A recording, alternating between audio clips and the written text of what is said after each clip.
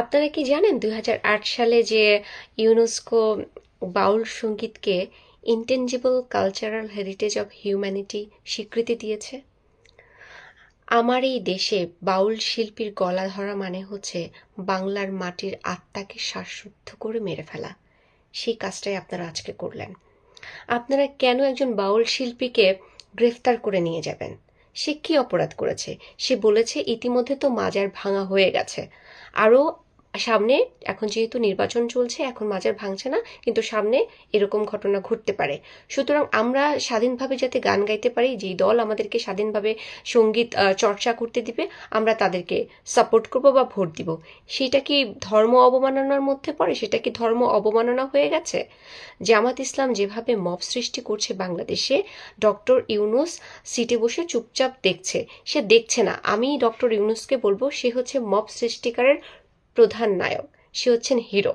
সে হচ্ছে এই যে মব সৃষ্টি হচ্ছে সেটা নিয়ে কোনো কথা বলছে না, সে বিদেশ নিয়ে পড়ে আছে।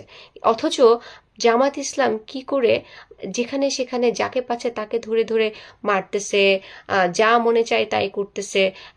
আমি ডক্টর শফিক বলতেছে যে ভোটের সময় যদি কেউ জামাত ইসলামকে ভোট না দেয় তাহলে নাকি তাদেরকে অবশ করে ফেলা হবে। একজন বলতেছে যে আমরা হচ্ছে আমাদের কথায় উঠতে হবে, বসতে হবে, এই ধরনের কথা বলতেছে।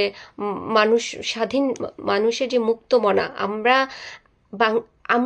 আমার এই দেশে লালনের জন্ম হয়েছে, আমার এই দেশে লালন চর্চা হয়, আমার দেশে হাসন রাজার জন্ম হয়েছে, আমার এই দেশে কাজী নজরুল ইসলামের জন্ম হয়েছে। আমরা এখনো যদি যুদ্ধ করতে যাই, আমরা এখনো যদি আন্দোলন করতে যাই, তাদের কথায়, তাদের লিখনিতে, তাদের কবিতায়, তাদের গানে, তাদের ছন্দে আমরা অনুপ্রাণিত হই।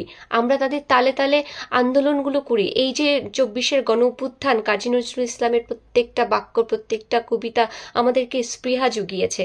আপনারা সেই সেই সঙ্গীত, সেই গান চর্চা, সেই সংস্কৃতি সবকিছু বাংলার মাটি থেকে মুছে ফেলতে চান? আপনারা জামাত ইসলামও যদি আন্দোলন করে তখনও তো কাজী নজরুল ইসলামের সেই মহাকাব্যিক কবিতাগুলো ব্যবহার করা হয়। একটা কবিতা, একটা গানের মাধ্যমে মানুষের বেদনা, কষ্ট, যন্ত্রণা, প্রতিবাদ সবকিছু প্রকাশ পায়। সেই সংস্কৃতি থেকে, সেই চর্চা থেকে আপনি আমাদেরকে বঞ্চিত করবেন? আপনারা কিসের ক্ষমতা চান, কিসের রাষ্ট্র সংস্কার চান, কিসের রাষ্ট্র ব্যবস্থা চান আমি বুঝতে পারছি না।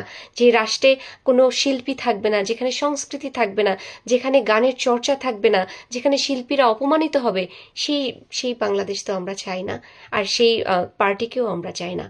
I am sorry.